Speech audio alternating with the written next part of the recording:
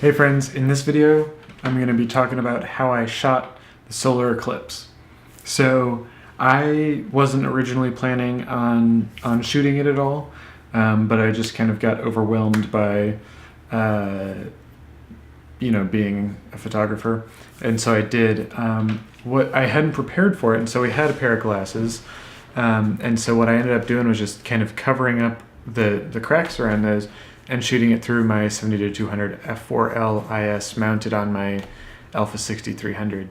And I really feel like I got some really great images out of that, so I'm really kind of proud of that. It was funny, I feel like now I'm gonna want to be a lot more active about trying to get either, the next big solar eclipse in like 2024, or, just more starscape kinds of things, because I had just such a blast doing it, and it's so incredibly cool to be able to do. So, I don't know if I want to like plan vacations around being able to take a picture of the night sky, because that might be a little excessive, but I think it'd be really fun to give it a proper go sometime.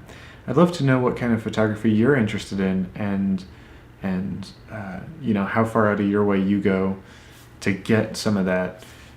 Sarah's uncle, my partner's uncle, loves like long exposures of waterfalls, and he also does starscapes, and so he'll go way out of his way a couple times a year to get those kinds of pictures. And apart from that, the camera stays in his bag, and he doesn't use it much. So it's kind of an interesting thing, because for me, I really love portraits and people and kind of street vibes.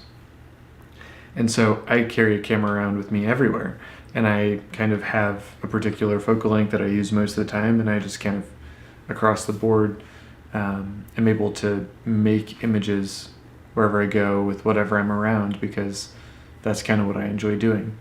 And the really interesting part about that is that the eclipse is something that you can't just go around and do all the time. Like it has to happen so that we can make those images.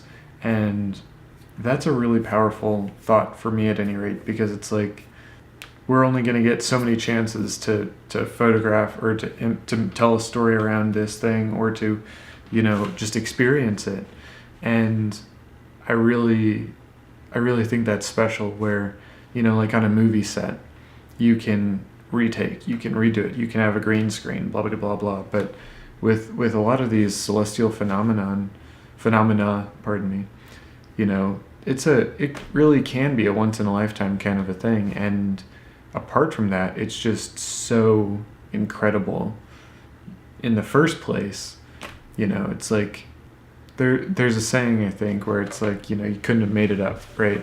Where and that's kind of how it feels. Like I don't think I could have believed that that's what a solar eclipse looked like without having seen it with my own eyes. Like they are depicted in film and television, but I, at any rate, always walk into that being like, oh, that's just CG, it doesn't mean anything. But having seen it now, like what it actually looks like, I just can't help but think that that is the coolest thing. I don't know, I just had a blast doing it. So I hope that you enjoy this video and my thoughts on it. Thank you very much for your time and for your attention. Looking forward to seeing you in the next one.